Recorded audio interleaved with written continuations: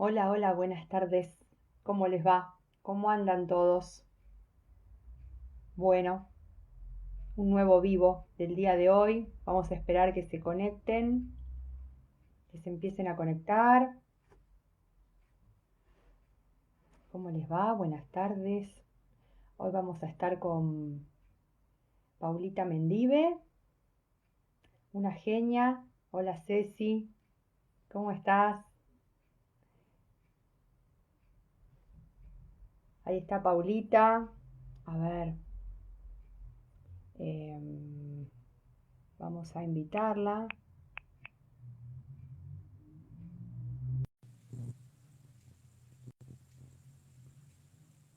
Ahí te mandé la invitación. Pauli, hola, Sí, ¿cómo estás? ¿cómo va todo? Bien, ¿vos? ¿Me escuchás bien ahí? Sí, ¿vos me escuchás? Perfecto. Buenísimo. Bueno, acá recién arrancando, se están sumando de a poquito, muy de a poquito todos. Hoy vamos a hablar sobre microbiota, ¿sí? Y condiciones del desarrollo. Así que bueno, vamos a arrancar de a poquito, presentándola a Paulita. Paulita es una genia de acá de Uruguay, de nuestro país vecino. Creo que ahora estás ahí, ¿no? Estás en Montevideo. Justo acabo de terminar de atender una paciente, así que sí, tal cual. Estoy acá en el consultorio de Montevideo. Y bueno, ya con Adri nos conocimos, no sé, en el 2015, creo, ¿no? En una formación en México, por ahí, me parece que fue, ¿no? Sí, sí. Sí. Una- Hace sí, bastante, cómo pasa el tiempo, ¿no?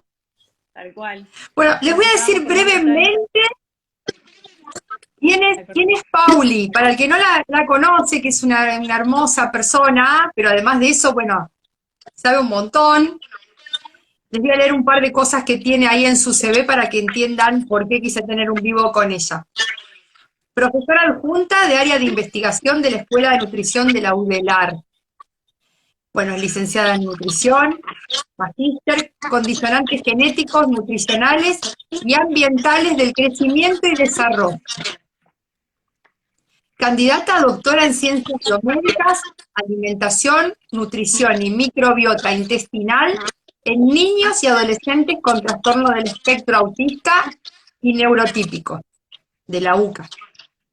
Posgrado en psiconeuroinmunología y responsable de la clínica nutrición en PNI.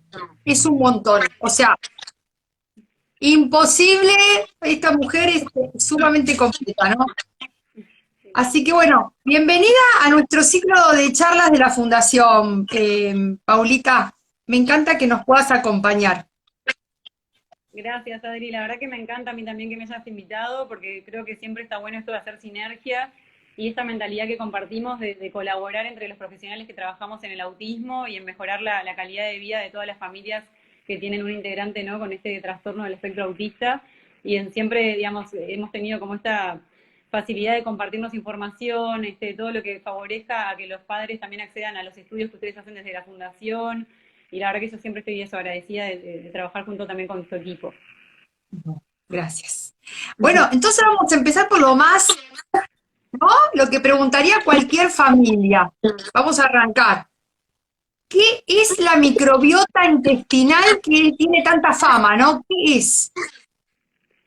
Bueno, para decirlo de forma resumida, es un conjunto de microorganismos que tenemos en el intestino. Estamos hablando de microbiota intestinal, sabemos que hay otros microorganismos que están en el resto del cuerpo, que pueden estar en la piel, en las fosas nasales, en la vagina, pero cuando nos referimos a microbiota intestinal estamos hablando específicamente de los microorganismos que antes se decía flora, ¿no?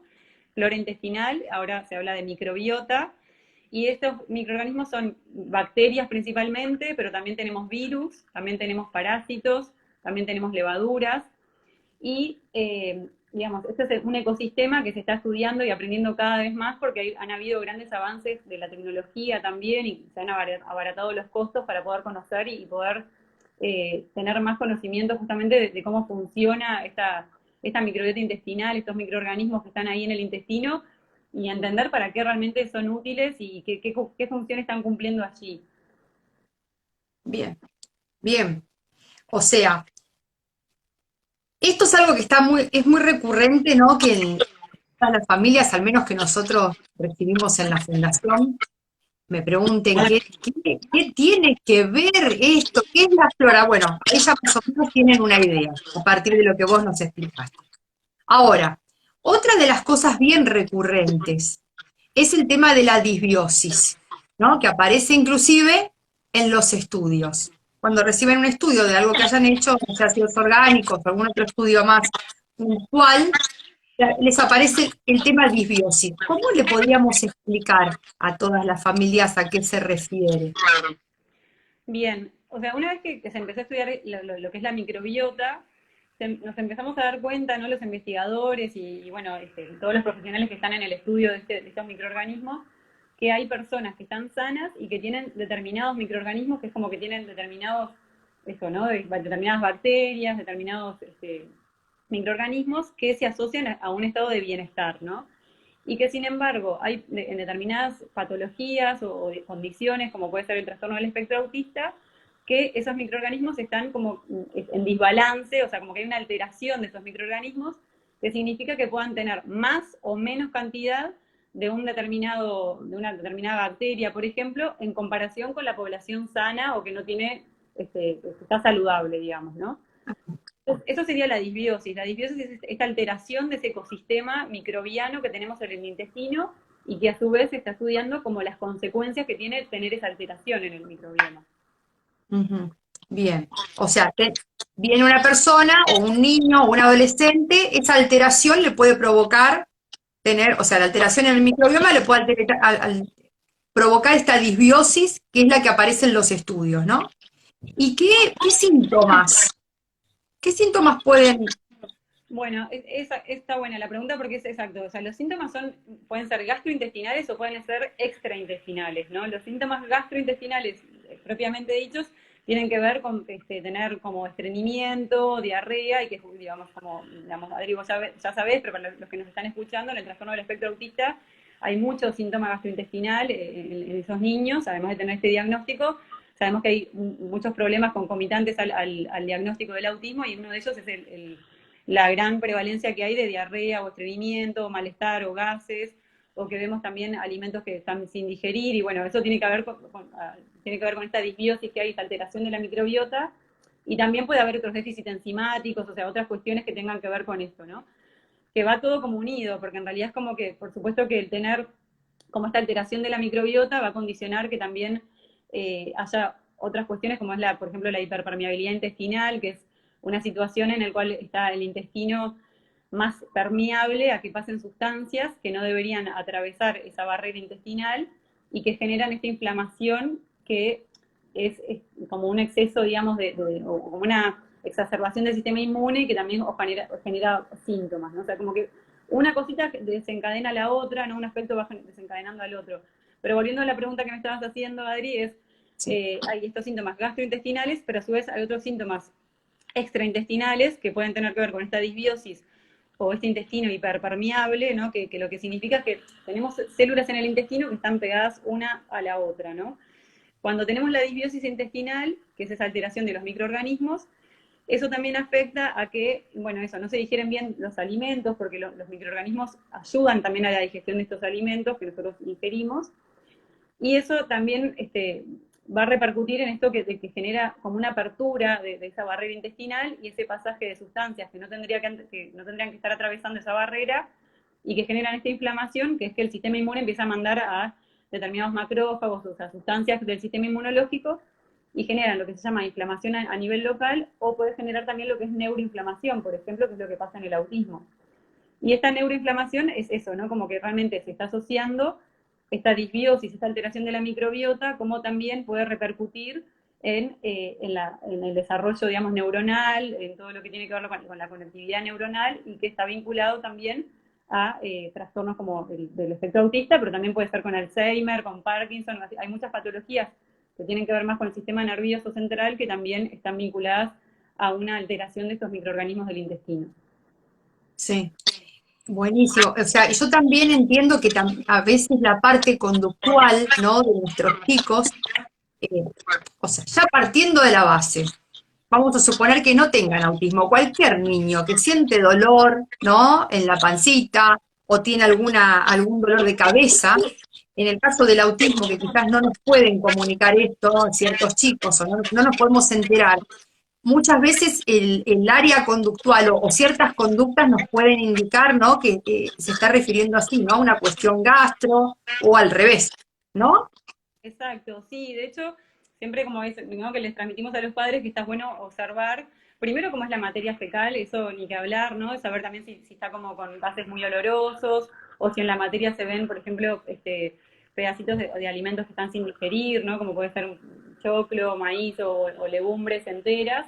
Y sobre todo lo que vos decís, Adri, de capaz que el niño se apoya la panza sobre una mesa o se tira al piso con una baldosa fría, como Sí. que se pone, ¿no? La pancita así, que quizás no tienen desarrollado el habla todavía, pero sí podemos observar que hay como distintas conductas que nos están hablando de que hay una alteración gastrointestinal y que está el niño no pudiendo expresar esa molestia que tiene, que a su vez le genera más irritabilidad y hace que esté también un poco más, quizás agresivo o hiperactivo, digamos, puede llevar todo, digamos, un síntoma al otro, digamos.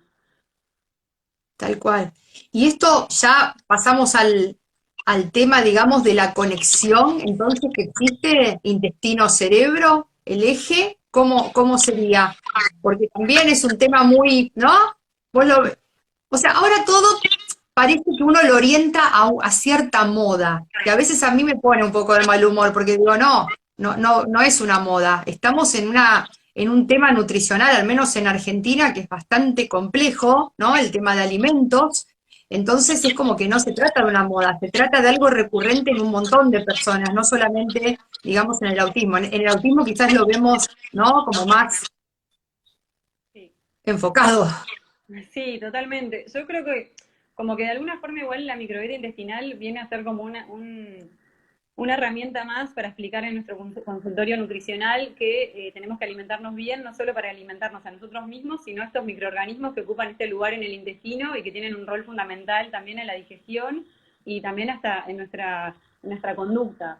¿Y eso por qué? Porque cómo nos alimentamos nosotros va a influir en cómo estamos alimentando, o sea, qué microorganismos estamos alimentando. Porque si me alimento con una alimentación más con frutas, verduras, digamos, lo que se llama hoy alimentación más basada en plantas y sobre todo evitando los productos industrializados, eso va a generar que tenga una microbiota un poco más saludable que si me alimento, por supuesto, con todos los productos más de supermercado, digamos, con muchas grasas, azúcares y sobre todo muchos aditivos, que eso sabemos que va a incidir en que no crezcan microorganismos más saludables, van a crecer otros que son más negativos para la salud. Y en esto que me decías, Adri, del eje intestino-cerebro, es que justamente, ¿no? O sea, estos microorganismos también se encargan de secretar sustancias que se llaman neurotransmisores y que son sustancias que inciden en nuestro estado de ánimo, en nuestro comportamiento, ¿tá? Y que se empiezan a secretar en el intestino e influyen también en la secreción desde la orden, digamos, cerebral hacia otros ejes, pero sobre todo esta conexión se da, diciéndolo de forma simplificada, porque por supuesto que es bastante complejo toda esta comunicación bioquímica, pero se comunica a través del nervio vago, por ejemplo, que es un nervio que va desde el cerebro hacia el intestino, y que muchos de ustedes seguramente lo vieron, ¿no? De que cuando tienen un examen o le pasa algo grave a un familiar, enseguida uno como que cuando está nervioso, el estómago quizás o el intestino como que se te cierra, o al revés, o te viene como atracón, pero de alguna forma hay una comunicación que te genera, ¿no? Este síntoma que se siente bien como en las vísceras o en el intestino, como ya sabemos. Pero a su vez, desde el intestino también mandamos mucha información al cerebro y de esto se encargan justamente las bacterias y los otros microorganismos del intestino, de procesar determinados nutrientes que generan que se secrete, por ejemplo, la serotonina, que es una hormona de la felicidad, la dopamina, la noradrenalina, o sea, ahí son determinadas sustancias que están relacionadas con cómo estamos de ánimo, está nuestra conducta. Entonces, por eso también es tan fundamental, sobre todo en el autismo, pero en todos nosotros, tener una buena microbiota intestinal que nos va a ayudar a sentirnos mejor también. Claro que sí. O sea, vos sabés que hace poquito yo, bueno, recibí justamente 2 días seguidos 2 niños diferentes que recién arrancan con todo este planeta biomédico, eh, Los dos, supuestamente sus familias me decían que no tenían problemas gastrointestinales. Entonces querían hacer un tratamiento biomédico sin sacar, por ejemplo, gluten, sin sacar caseína, sin sacar algunos aditivos, o sea, querían hacer como algo muy light. Entonces, a ver, yo quiero que vos nos des una explicación muy cortita de qué significa todo esto para el autismo, ¿no? Los temas así de la microbiota y el autismo. ¿Por qué tenemos que o tienen que comer de otra manera u otras cosas? Yo recién más o menos lo explicaste, pero ser más así, más contundente. Bueno, a ver, es todo un tema. Porque sí, realmente a mí también me Sí, pasa mucho en la consulta y lo que me está pasando últimamente también es como que hay padres que quizás, bueno, empiezan la dieta, ¿no? Sin gluten y sin lácteos y sin aditivos, sin azúcares, y después van a algunos médicos más tradicionales y como que les dicen, no, ¿para qué estás haciendo esa dieta? Que tu hijo vuelva a comer el gluten, que vuelva a comer los lácteos. Y a ver, más allá de que es cierto, o sea, también hay que decirlo que es verdad que todavía a nivel científico no hay algo contundente que diga sí o sí cuando tu hijo tiene autismo tenés que hacer la dieta sin gluten y sin caseína, porque es verdad que desde la Organización Mundial de la Salud no está todavía ese decreto, pero sí sí, cada vez hay como más ciencia científica, cada vez somos más los que estamos investigando en esto, ¿no? Y yo, digamos, esto ya también es como mi opinión y mi experiencia clínica, es como decís vos, Adri, que también a veces el que los padres o las familias, es porque muchas veces tratamos sobre todo niños, ¿no? Que también la decisión depende de sus padres. Entonces, que la familia decida realmente probar de hacer una dieta sin gluten y sin caseína va de la mano de que piensen en realmente alimentarse mejor, ¿no? De que realmente incluyan más verduras, incluyan más frutas, de que si es posible a veces, y en algunos casos, que sería lo más recomendable, lo hacen de la mano de un profesional, como podemos ser nosotras, ¿no? Que estemos formados en este abordaje y que verifiquemos que no le falte ningún nutriente, como puede ser el calcio, todo esto. Pero a veces, claro, hay quizás otros profesionales que no están de acuerdo con esta línea y bueno, dicen, no, que vuelva a comer el gluten, que vuelva... Y en eso volvemos a comer, por ejemplo, harinas, que las harinas en sí no son necesarias, en realidad no tienen un nutriente fundamental, la harina de trigo, que realmente el niño no vaya a crecer y desarrollarse si no come harina de trigo. Y a su vez, el autismo también está muy vinculado, por ejemplo, con el sobrepeso y la obesidad en muchos casos, sí. ¿no? Y a mí me está pasando mucho con varios pacientes, o sea, muchos niños que realmente vuelven, por esta recomendación de otros médicos, otros profesionales, vuelven a incorporar las harinas de trigo y a la vez empiezan a aumentar de peso nuevas, o sea, habíamos logrado bajar de peso y por volver a incorporar estas harinas dejan de cuidarse de la dieta, vuelven a comer azúcar y todo esto y aumentan mucho más de peso, que no sé si a vos me imagino que también te habrá pasado, Adri. Sí, Y sí, eso, digo, primero como que, bueno, lo quería transmitir porque es como una preocupación que me genera a veces esto, ¿no? De decir, ¿qué necesidad hay realmente, ¿no? De volver a incluir estas harinas que no nos aportan nada, y más cuando un niño tiene sobrepeso.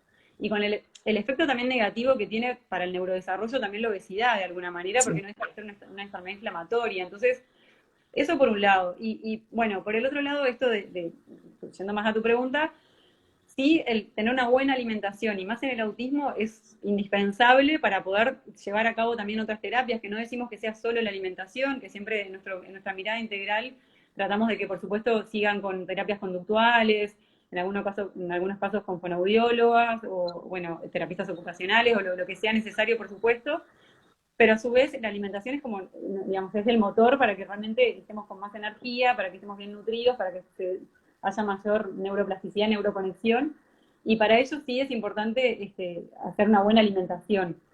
Y sí, digamos, en el caso de esto de la harina, lo que es el gluten y la caseína, lo que es la hipótesis que hay y por qué se sacan de la dieta, tiene que ver justamente con que en muchos casos hay disbiosis intestinal, esta alteración de los microorganismos, está esta hiperpermeabilidad, y a su vez se cree de que puede haber como un déficit enzimático, que es como que falta una tijerita para digerir el gluten y la caseína, y que ellas atraviesan esta barrera, estas proteínas, la caseína, perdón, es la proteína de la leche, para aquellos que no saben, ¿no? Y el gluten es la proteína del trigo, cebada, centeno, y cuando atraviesan esta barrera pueden generar esta neuroinflamación, Sí. digamos, y tener relación con algunos de estos síntomas.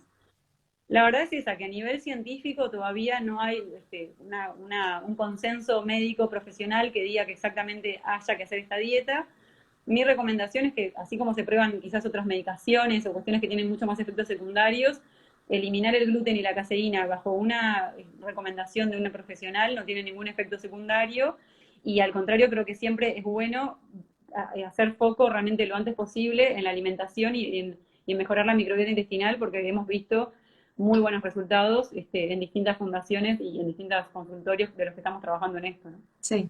Y, por ejemplo, yo también he estado observando que estas mamás, bueno, algunas de ellas, no todas, pero hay que destacar que muchas son bien estudiosas, ¿no? Se ponen a estudiar un montón y ya vienen con toda una carga informativa muy interesante.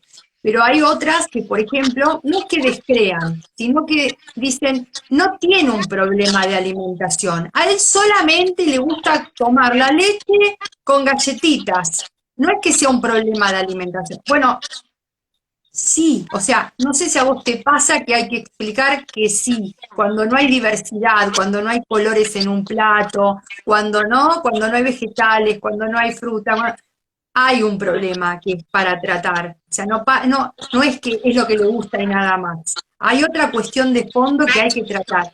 Más allá de que uno trate de evitar el berrinche, ¿no? Y los enojos que alteran toda la casa muchas veces, pero esto es para un bien mayor. O sea, se trata de ayudarlos a que vayamos para otra cosa. Bien, y vos, Pauli, cuando recibís tus pacientes, ¿no?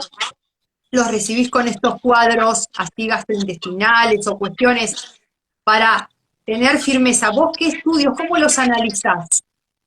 ¿Cómo se analiza todo esto, no? Bueno, sí, ahí lo que tiene que ver con la microbiota, sobre todo, tenemos el análisis de la microbiota intestinal, que el más utilizado hoy en día es el análisis más bien de las bacterias, porque es más económico que el analizar todos los microorganismos, el 100% de los microorganismos, bueno, es más costoso en realidad, y bueno, y también las bacterias en sí ocupan como un 80% y ya no se está hablando, digamos, de estos análisis que podemos tener sobre la microbiota intestinal, o que quizás a veces le agregan también la cándida, que es una levadura, o algunos parásitos también. Nos da como un panorama realmente, si podemos confirmar, que de hecho una de las oyentes ahora estaba diciendo, una de las participantes, que preguntaba cómo se estudiaba la disbiosis, ¿no? Y justamente, o sea, con estos paneles de microbiota se puede estudiar.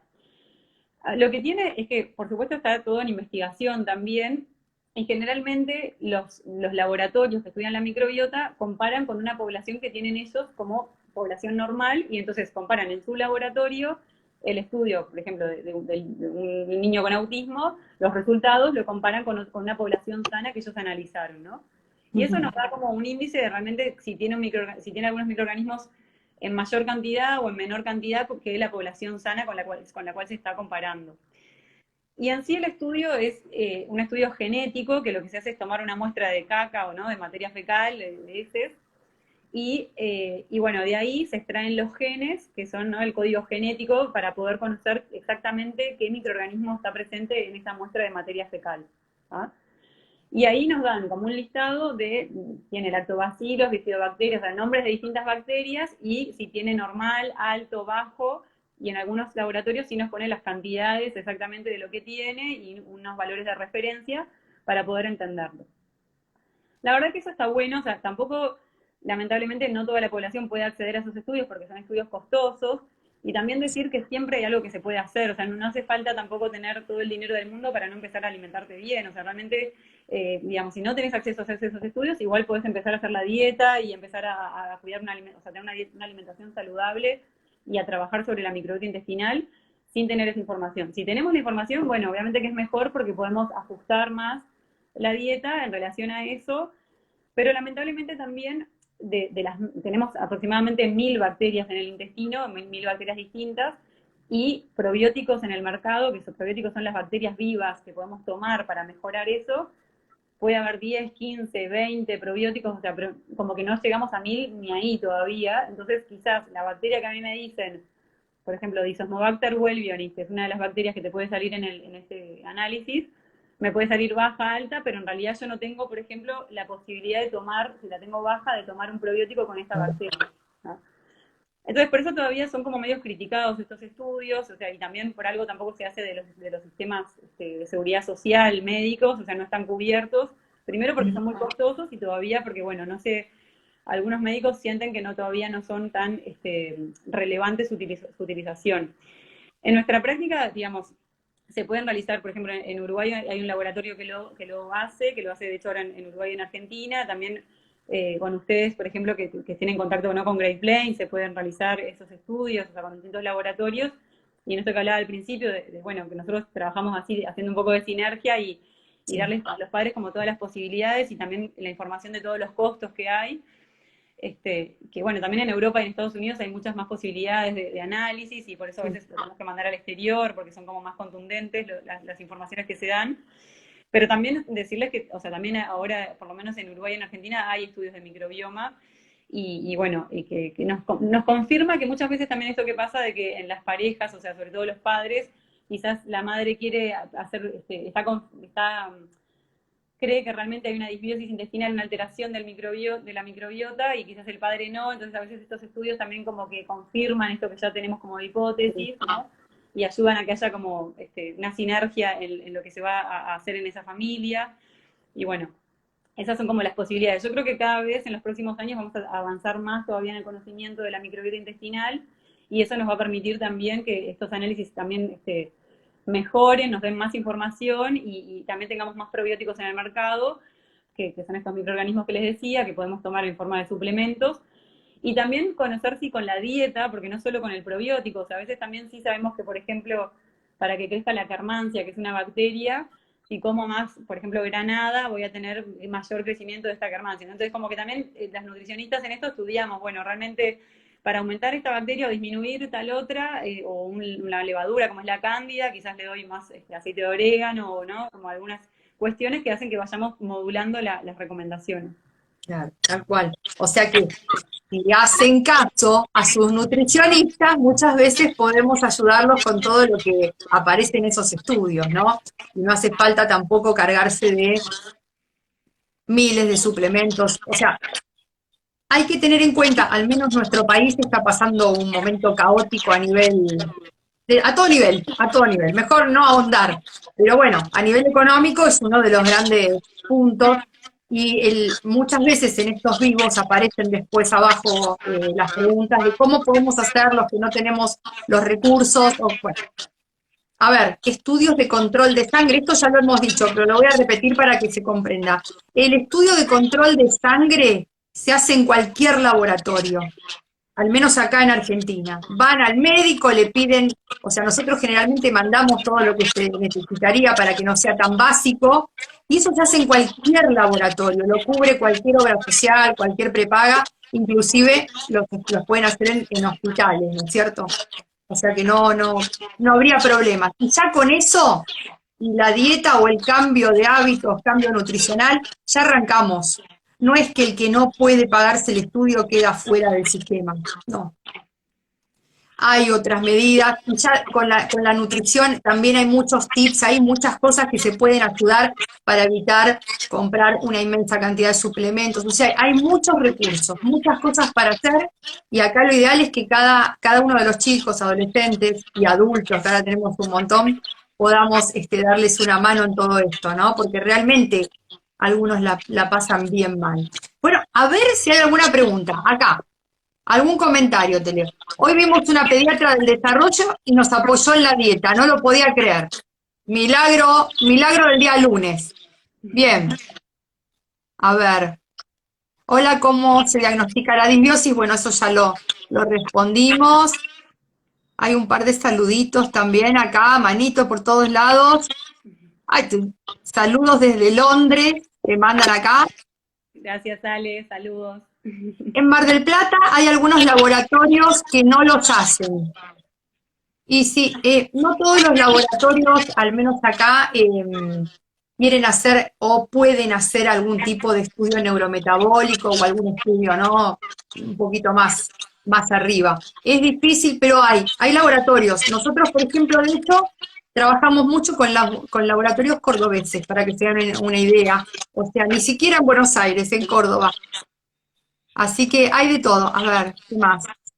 Los suplementos son costosos. Tuve que duplicar a la obra social para cubrir la medicación, me dicen acá. Y sí, puede pasar.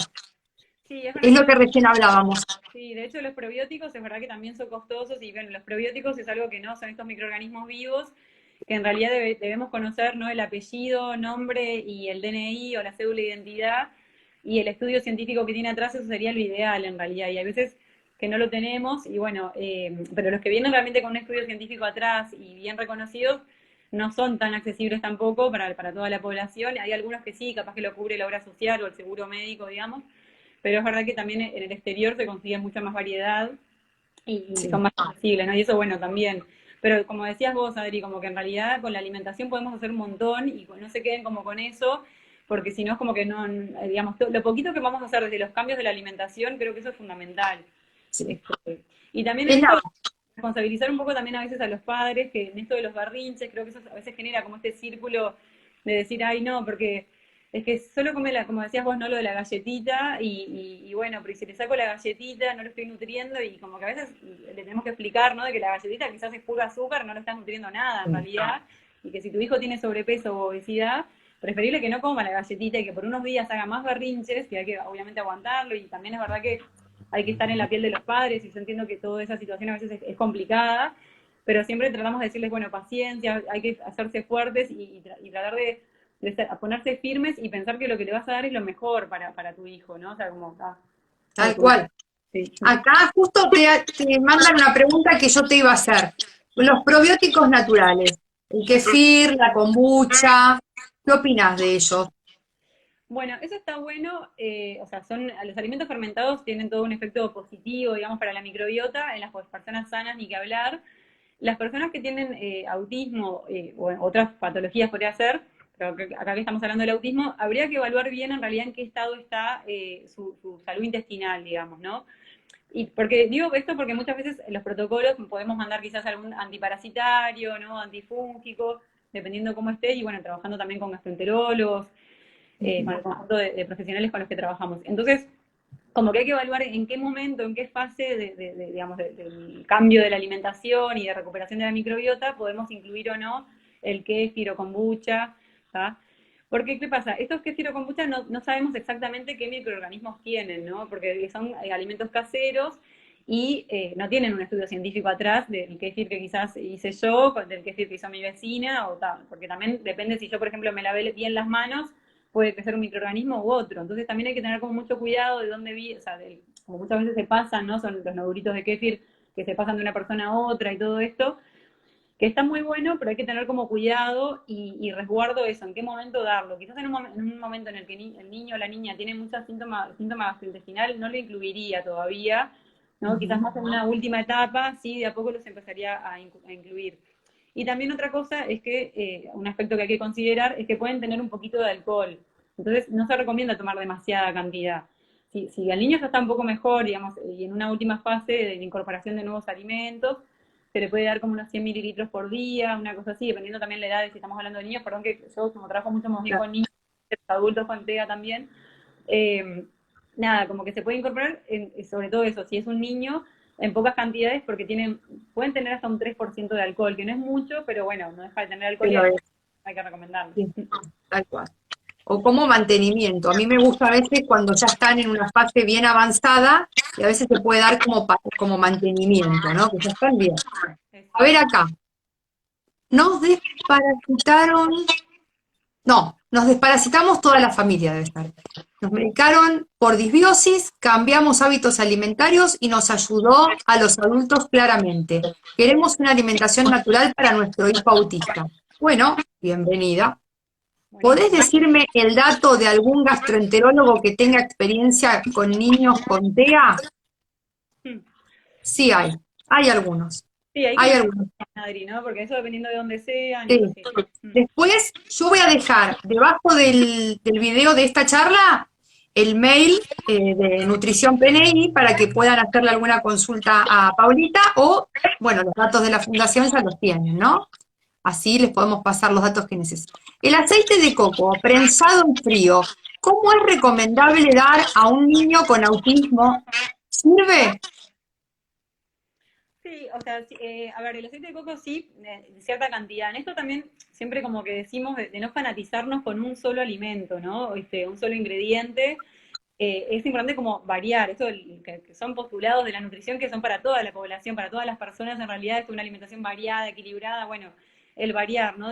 Que no sea solo aceite de coco, porque no deja de ser una grasa que se llama saturada, que puede tener un efecto negativo en un exceso, de generar como algún efecto negativo en lo que es las arterias, porque son las grasas saturadas son las que están como vieron que a temperatura ambiente queda durita, y eso significa que no es tan fluida como puede ser un aceite de oliva, ¿no? Como las grasas de las semillas bueno, aceites más vegetales, por más que el coco es vegetal, pero justo tiene una composición que hace que no permita tanta fluidez.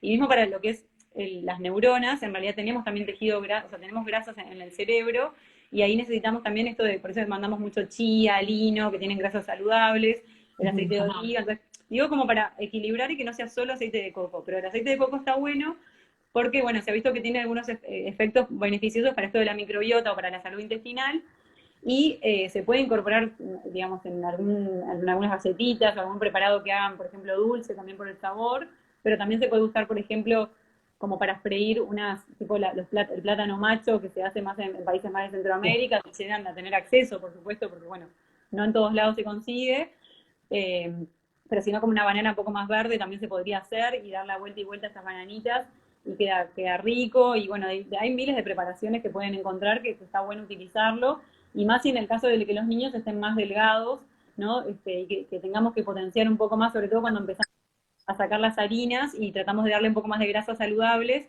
Bueno, ahí es como un buen aliado este aceite de coco, pero siempre acompañado de aceite de oliva o otros aceites buenos, ¿no? Claro. Acá preguntan, ¿el gluten pasa por la leche materna? Bueno, es una buena pregunta. En realidad, se recomienda que, digamos, de la forma esta que estamos diciendo, de lo que pasa como gluteomorfina, en el caso de que es una hipótesis también, ¿no?